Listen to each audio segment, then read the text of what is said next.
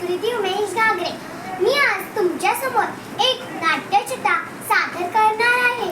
त्या नाट्यचित्रेचे नाव आहे आम्हालाही हवाय मोबाईल.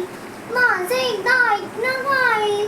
मी आता मोठी झाले असं तूच नाही का म्हणालीस, मग मलाही सगळ्यांसारखा एक छान मोबाईल फोन पाहिजे की नाही?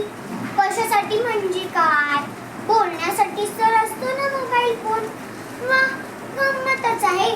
ताईने मागितला की लगेच मिळतो मोबाईल. दादा तर कॉलेजला सुद्धा नेतो त्याचा फोन.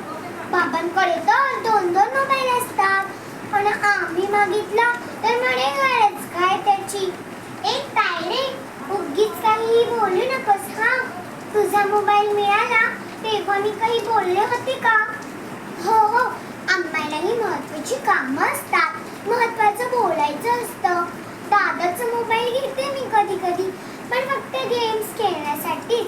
बोलण्यासाठी काय करावं मग? आई, पुढल्या महिन्यात माझा वाढदिवस येतोय. मित्रमैत्रिणींना पार्टीसाठी बोलवायला किती मज्जा येईल ना. अरे, उद्या संध्याकाळी माझी बर्थडे पार्टी घरीच आहे गच्चीवर. तू जरा लवकर येशील ना? गुड ग, खूप धमाल करू. हो, आता सगळ्यांना फोनवर सांगते. बाय. वाव, किती मस्त वाटेल असे फोन करताना. आई, अगं शाळेत अचानक सुट्टी घ्यावी लागली तर उगीच बोलणी ऐकावी लागतात सरांची. त्यापेक्षा बाबा कसे घरातूनच ऑफिसला फोन करतात, तसा सरांना शाळेत फोन करायचा. Hello, good morning sir. मला आजची सुट्टी मिळेल का? जरा महत्त्वाचं काम आहे घरी. हो, उद्या नक्की येणार शाळेत. Thank you sir. खूप कामं करता येतात तशी. तू सांग ना ग बाबांना. ताईच्या वेळेस नाही का तूच सांगितलं होतंस बाबांना. ताई तुझी लाडकी आणि मी काय दोडकी आहे का ग?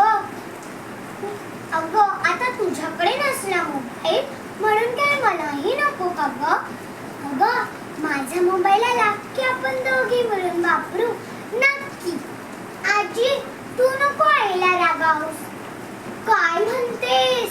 तुम्हा मुलांना मोबाईलवर किती वेळ बोलावं याचं काही भानच नसतं. अगं, मोबाईलमुळे कुणालाही संपर्क करता येतो. दादा तर सारखं आपल्या मित्रांना सांगत असतो, अरे मी ग्रंथालयात अभ्यास करतोय. तू म्हणतेस ते खरं, मोठी माणसं करतात असं, आम्ही मुलं नाही करणार. देऊन तर बघा आधी मोबाईल आमच्या हातात.